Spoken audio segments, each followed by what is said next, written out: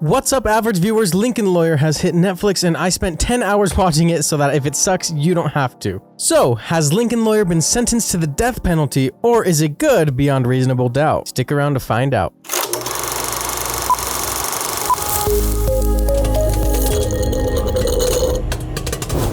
Lincoln Lawyer, a story about this man named Mickey who is a recovering drug addict and inherits Mr. Vincent's law practice after he was murdered. He's struggling to get back into the game, swamped with many high-profile cases and possible bribery scandals, while having to maintain his integrity, reputation, and fight to regain his ex-wife and restore his family. This show stars Manuel Garcia Rulfo, Becky Newton, Christopher Gorham, Neve Campbell. Look, it stars a lot of people, it's a TV show, and this one especially is trying to make everyone a main character. It's created by Ted Humphrey, known for The Good Wife. Maybe if he actually had one, she would have told him not to slaughter this show. It's official.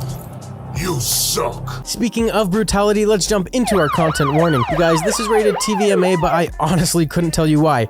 It's a crime show, so you'll have pics of a bloody murder, but it's not that graphic. There's only probably 5 F-words throughout the whole series, but that means technically every episode is PG-13, so take that as you will. I personally don't think there's anything in the show that will offend you. So, Lincoln Lawyer. You may know it's based on Michael Connelly's best-selling novels of the same name, or on the 2011 adaptation starring Matthew McConaughey. I want to review this series separate from the source material for a couple reasons. First of all, I don't know the original material or if the movie is a better adaptation, and second of all, I hear it's not a great adaptation. There are gender and race swaps of your favorite characters that fundamentally change entirely how they're written. If you love the source material and the movie, and these changes would upset you, then you already have your answer. Don't waste 10 hours of your life just to add fuel to your rage canteen that you take out on Twitter. I want to give this show some credit. It simultaneously really bugged me and annoyed me, but gave me enough to stick around. That's a really hard thing to juggle, and there's only one other thing in the world I know that can do that. It starts with M and ends with I fiance. Seriously though, I was incredibly captivated by the cases and the defenses that Mickey was having to prepare, and how the writers of the show connected all of them together somehow. I was impressed by just how much could be going on and how it all somehow managed to not be what it seemed at the end. There are plenty of twists and misdirections to hold my attention for the whole 10 hours. That being said, this whole series is very melodramatic and has a very soap opera feel, kind of like a Hallmark movie. That doesn't automatically make it bad. It just means you have to know what you're getting into. You're not getting incredibly, amazingly innovative writers who are writing ambitious and original content like what we're seeing with other series.